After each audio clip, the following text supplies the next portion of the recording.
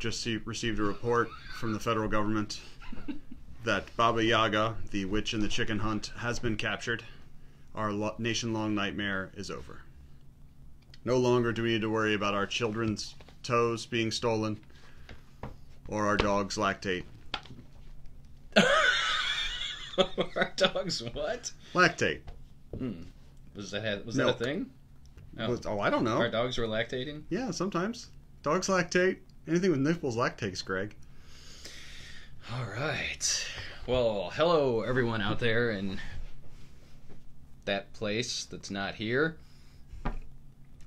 Welcome to this week's installment of Alter Ego Comics TV. I'm Mark. I'm Josh. And we are here to talk about this week's best comics, and there were a lot of them. Do we want to divide these up? How are we going to do this here? Doesn't matter. Okay. We need a bigger table. Let's put this there. Now we lean forward to talk to the mic. I think the mic can pick us up. Can you pick us up, Mike? If you are joining us on Facebook Live, give us a shout. Let us know that you're here. And give us a thumbs up or a heart to let us know that you either like us or love us. Either one. Or both. Are there negative ones? Yeah, there's tier ones. Okay, you can use those too. Yes, and there's the angry face. Yeah. So you may use this. You may use the angry face as we start talking about our first book this week, Saga number 54. This is the last part of the current story arc. Yes, it's all red with a feather. You mean Birdleaf? Yeah, Birdleaf. So, what is there to say? Except this goes out to those of you who are regularly reading Saga. Do not miss this issue. Whatever you do, don't let anything stand in your way of getting a copy of this issue. Don't do anything illegal. You might need to. I might condone that.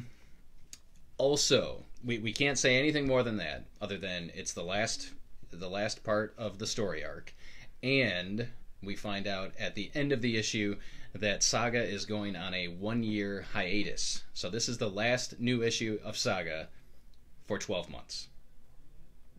Cue angry face, crying face. It is a very sad day to be a Saga fan in many ways. So we'll just have to get through it together. I think we'll have to find some support groups, some other books to read, some other comics. Now Brian K. Vaughan is still publishing Paper Girls monthly, or kind of monthly, and Fiona Staples will be doing some cover work and maybe some other stuff. But they're taking a 1-year break from Saga. Saga will return. Much like Avengers Infinity War, which we have to wait a year for the next installment, we now have to wait a year for the next installment of Saga. Maybe go back and read some of Brian K. Vaughan's old stuff. Why the Last Man's quite good. I hear there's a TV show coming up. Yeah, Ex Machina is very underrated. Yeah, frequently overlooked compared to Why the Last Man. Yeah. So there we go. Saga. Yeah, that happened. What are you going with next? Next up for me is Multiple Man number 2. This is written by Matthew Rosenberg with art by H-Bomb and Sugar Ray. No, it's Andy McDonald is the artist. This is the second issue in the, I believe it's 6-issue Multiple Man miniseries. Sure.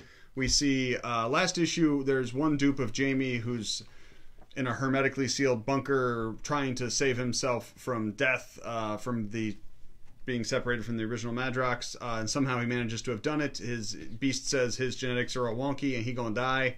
And then there's time travel and a whole herd of Madroxes from, we're gonna say, either future or alternate timelines, which seem to have placed themselves in the line of other Marvel characters. So we've got like a Hulk Madrox, a Doctor Strange Madrox, a Warlock Madrox from the New Mutants, which is probably my favorite just for the weirdness of the combination. This is what Josh is doing to this. I make gestures sometimes. It's cool. There. But yes, no, Multiple Man is super awesome, and in this issue we see a little more of what's going on in the futures and the weird timelines. If you're an X-Men fan, it's a lot of fun. It's got clearly Rosenberg has a lot of love for the history of the characters and the franchise, and he has a good feel for the kind of tone that a time-traveling X-Men book should have. If you are a fan of Peter David's X-Men run, there is stuff in this issue that you will find very interesting and awesome. And if you're not a fan of Peter David's X-Men run, or X-Factor run, you should go find it and read it because it's awesome. So there are really two newish writers at Marvel right now, where I think Josh and I are in agreement. We will read anything that they write at this point. One of those is Matthew Rosenberg, writer of Multiple Man, and the other is Mr. Donny Cates, who is the writer of Venom number 4, out this week. And he has also written Doctor Strange and Thanos, and he's writing Death of the Inhumans. And I didn't mention this to you, and I don't know if you saw it from San Diego.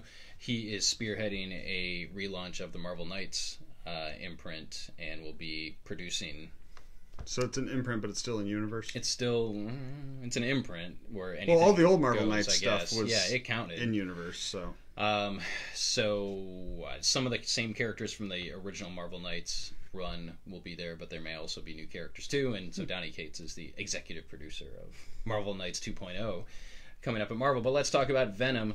This is written by Donny Cates, artwork by Ryan Stegman, and he's telling a crazy good out there story with Eddie Brock and Venom, and is basically, it's not reimagining, but he is creating a new origin for the symbiotes. And who knows, maybe it was their original origin, but it's new to us, and definitely has some ramifications. Miles Morales is also in this issue, as he was in the previous issue, and this is just jam-packed with action and drama and amazing artwork. Cates is doing a stellar job on Venom. I cannot recommend it enough. Venom is awesome. Next up for me, we've got X23 number 2, written by Mariko Tamaki, with art by a cabal of artists, Juan Cabal, or Joanne Cabal, maybe. And this continues the story of Laura X23, the female clone of Wolverine, and her sidekick Gabby, who is a clone of Wolverine. And as they investigate people who are trying to misuse mutant DNA, specifically kind of Weapon X-y stuff, following up on leads given to them by Beast. And there's this other storyline going on with the Stepford Cuckoos that sort of intersects, but all of that's not the important part. The important part is Laura's voiceover and the point of view stuff, and it's a lot like Blade Runner or Descender. It's instead of what's it mean to be human and alive, the ramifications of cloning technology and things like that on a personal and interpersonal level. It's really freaking good. It's amazing reading, really well drawn characters, and it manages to be fun and uplifting while also being very kind of cerebral in its own head. So I like it a lot. Yeah, I'm really digging it too. Both Tamaki and Tom Taylor on the previous series have really made Laura a fantastic character, and I think one to watch in the Marvel Universe. Hello, Gary. Thanks for joining us. If anyone else is joining us, you can say hello too, or give us thumbs up or hearts, whatever you feel like. Yeah. Lying eyes. There should be more emojis. Next up for me is Teen Titans number 20. This is a new creative team. Writer is Adam Glass, who's the writer of one of my favorite series over at Aftershock Comics, Rough Riders. Another great team book involving historical characters. Is Adam Glass the one that did the Cassie Batgirl series before the New 52? I don't know. I think it's possible. Bernard Chang is the artiste on this. So this is a Teen Titans team led by Damian Wayne, a.k.a. Robin. He forms this team, handpicks these people, and it's the team that will do things that regular Teen Titans won't do. So there's a whole bunch of new people, with the exception of Kid Flash, who is on the team, and Red Arrow, who I don't even know who Red Arrow is now, like Green Arrow's daughter. Is it the girl from the New 52? Yeah. Okay. Yeah. I think that's who it is, right? Maybe. Yeah. I'm trying to find her name. There it is. It didn't click to me immediately that that's who it was, but that makes sense. Blah, blah, blah, blah. I don't have it. Nope. So a bunch of new people, including Crush, who is Lobo's daughter, and she first appeared in the Teen Titans special, and everybody went crazy for her. So this is the first full appearance of Crush. We also have Kid Flash as a package deal. He comes with a new guy named Roundhouse, who is the Human Wrecking Ball. And we also have, now, is that Jin or Genie? Jin. I would pronounce it Jin. Yes, I would pronounce a 4,000-year-old teenager, Jin. They fight Brother Blood. The artwork is awesome. The introduction of all the characters is excellent. You don't need to know anything about any of them to hit the ground running. And I think Damian is going to make an interesting team leader. He's been doing more stuff. He's been playing more with others. Damian is kind of a solo, brooding, I know everything type of guy like his father. But now, since his team-ups with John Kent, Superboy, and now he's leading a new team of Teen Titans, I am very interested. So if you've been thinking about getting into Teen Titans, now is the time. Issue number 20 is a great jumping on point. New writer, new artist, new team. Check it out. And the comic world was rocked last month by a wedding. Of course, it was the wedding of Rogue and Gambit in XMen Gold, 30? 30, yeah. Yes. So today we get Mr. and Mrs. X #1, but the headline here is Kelly Thompson. Kelly Thompson is one of the best dialogue writers working at Marvel. She did the Mockingbird series. No, that was Cassie Kane. That was Chelsea Kane. Sorry, Chelsea Kane. She did the previous Hawkeye series, the Kate-led Hawkeye and the series. previous Rogue Gambit series. And the previous Rogue Gambit miniseries. And so this picks up sort of during the wedding that we see in 30, and then after. It jumps around a lot chronologically, but it works because the story is told from an emotional point of view, not necessarily from a storyline chronology point of view. But we get to see the wedding, we get to see a little bit of what happens after the wedding, and we get to see where Gambit and Rogue are going next. I love the crap out of it. There are so many nods to X-Men history and cameos with different classic X-Men, and I'm excited to find out where they're going. It was not a direction I would have predicted, but I liked it a lot, and Thompson's dialogue is on display. The characters are very likable and funny. Next up for me, Infinity Wars Prime, #1. So this is the next place to go if you've been reading Infinity Countdown. And it sets up Infinity Wars, which is, I believe, a 5-issue miniseries. And starts next week, right? Stuff gets real in this issue. I will freely admit, I have not been reading Infinity Countdown. I picked this up because we were kind of given a heads up by Marvel that some stuff happens, and we should be aware of it. And yes, stuff happens, and you should be aware of it too. But I'm not going to tell you, so you got to pick it up and find out. But I enjoyed this more than I enjoyed the fish issue of Infinity Countdown, the fish issue where the tuna was there. Aquaman. Infinity Wars Prime features Adam Warlock, Doctor Strange, and some other people. I guess Loki plays a pretty big part. So, and the mysterious hooded character with spectacles or goggles, and I don't really know who that person is. It's got the infinity symbol on it, so I feel like yes. I don't know. So it does give you the first couple pages give you an update on where the Infinity Stones are, what's going on. I should also mention that the big bad guy Thanos is in this issue. But yes, some stuff happens in here, and it may change the landscape of the Marvel Universe moving forward, but it is a book with infinity in the title, which means anything can happen. So this is a one-shot leading into Infinity Wars, and I would say it's a must-read if you're going to continue with the Infinity books. Hi, Mark. I'm sorry. Hi, Roberto. Hi, Josh. And hi, Ed. Mark, welcome back to the States. Yes, it's good. States? I was still in the States. I was the just... state. Okay. Whatever. Yes. But can we talk about Adam Warlock's outfit? He's not only stolen Kamala Khan's chest symbol, now he's got her scarf. That's not cool, Adam. That's not cool, Adam. Why you gotta steal her outfit like that? Get your own outfit, Adam Warlock. Wear the cool outfit Go back to your cocoon. You wore in the 70s. Do you have a preference? Probably this one. Okay. For me or for you? For me. Okay. Then next up for me is Justice League Dark #1. This is one of several Justice League teams spinning out of the Justice League No Justice series. This is the kind of magic-y one, the one that deals with magical threats, led by Wonder Woman. But the real leader in this book is James Tynion IV, who wrote one of our favorite team books of the Rebirth relaunch, and that it was, of course, Detective Comics, which was amazing for his entire run. And we've got art by Alvaro Martinez Bueno, and the art is very bueno. So we see Wonder Woman and Zatanna are our two primary viewpoint characters, seeing that magic is kind of jacked up and broken. Normal spells that Zatanna should be able to do easily are going awry, and Wonder Woman and she are both kind of touching base with the different mystical people. So of course we get people like Swamp Thing, Detective Chimp, we get a cameo by John Constantine. If you like the previous Justice League Dark or the Justice League Dark animated short, you will definitely like this. If you liked Detective Comics. I anticipate you will like it.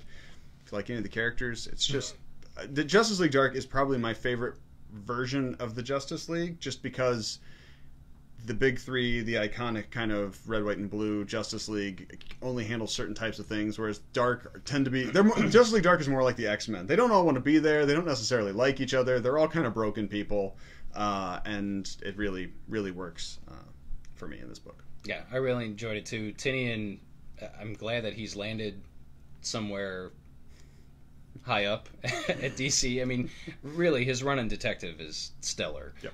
So I'm anticipating great things from this. And I like the addition of Wonder Woman in this. We've got the regular players that are usually involved in the magical side of the DC universe, and then you throw Wonder Woman in there, who really is, she's got a lot of magic surrounding her and mythology and that sort of thing. So it should be interesting to see where this goes.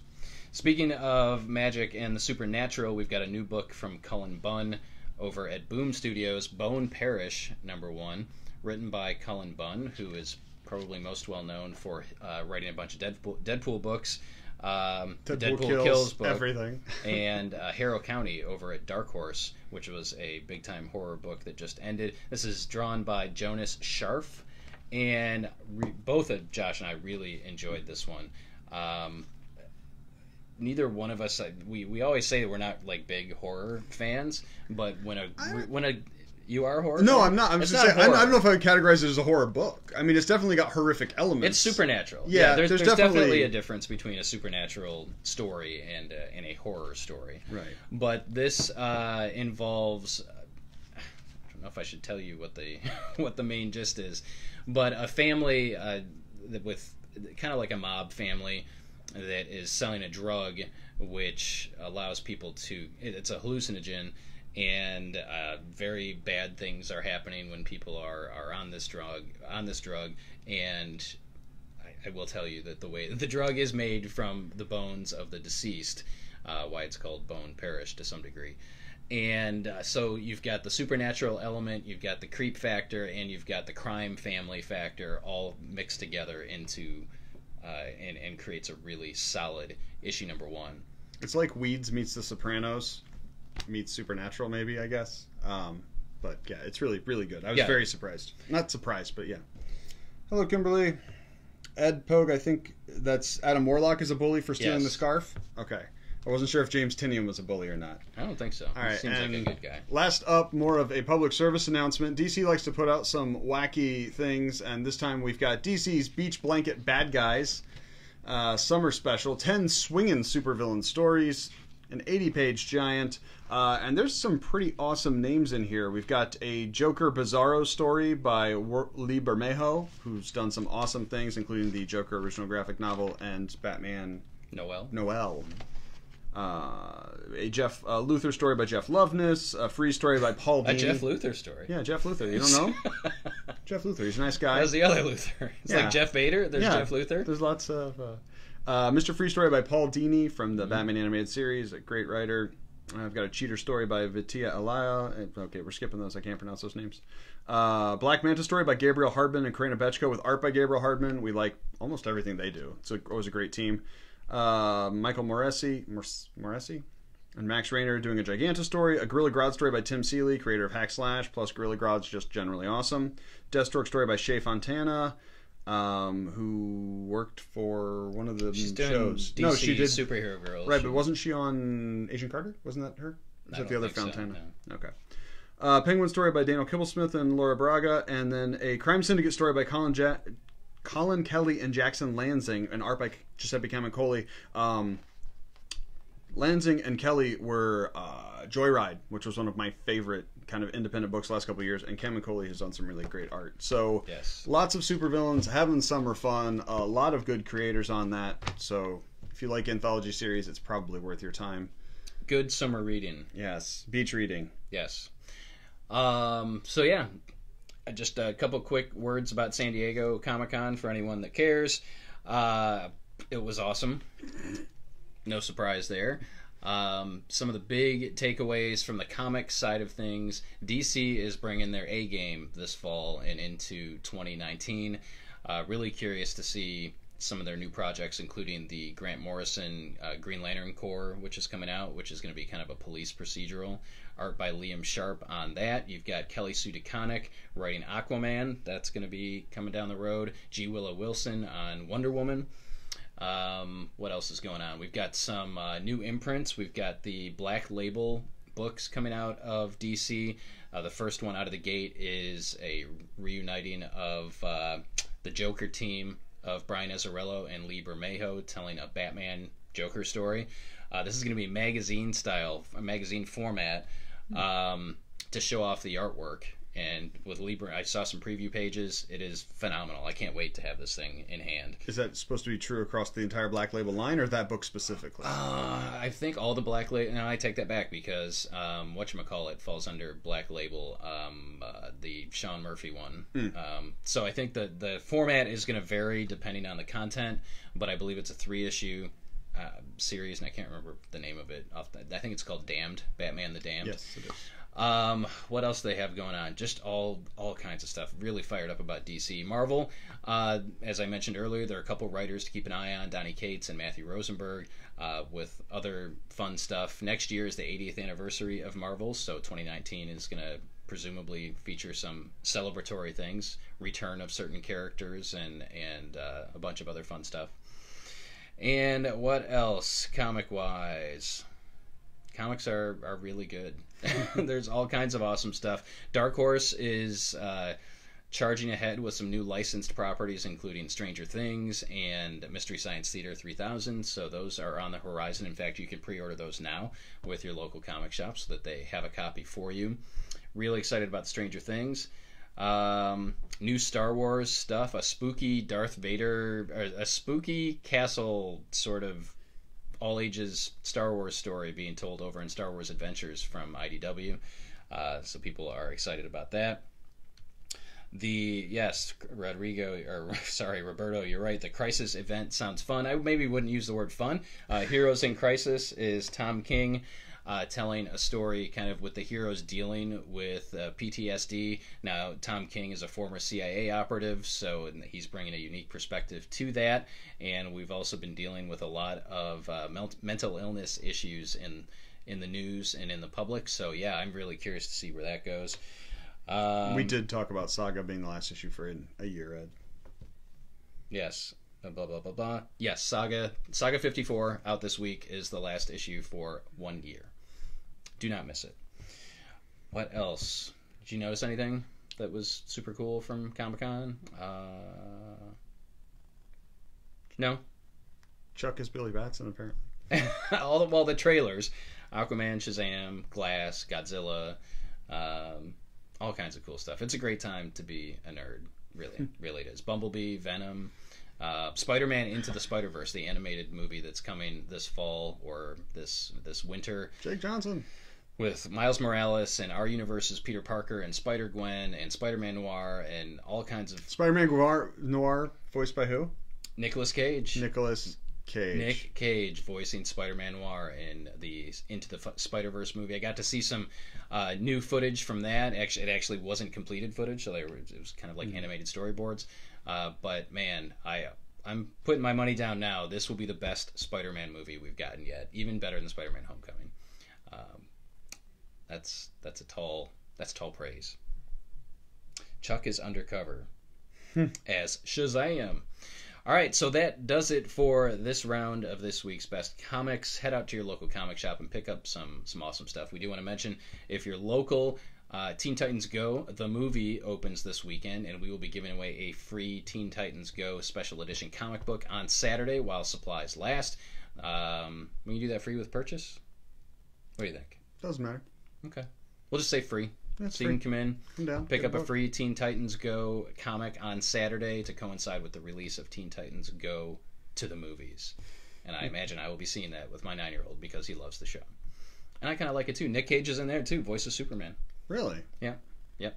Does he have the long hair and the glowing costume? I don't think so. Is Christopher Walken Brainiac? No, Kristen Bell's in that too. Oh. Yeah, she's voicing the movie producer that wants to make the Teen Titans movie. Cool stuff. So thank you for watching. If you enjoyed this week's episode, give us some hearts and some thumbs. And just an FYI, a heart carries more weight than a thumb. So if you're debating on what to do, I'd go with the heart, as long as you're happy with us and you like us. Fonzie disagrees. Like, comment, and share. And we will see you again next week to talk about next week's new comics that are awesome. Thanks for watching. And now Josh with the news. There's no news. I'm sorry, Baba Yaga. I tried. I really tried.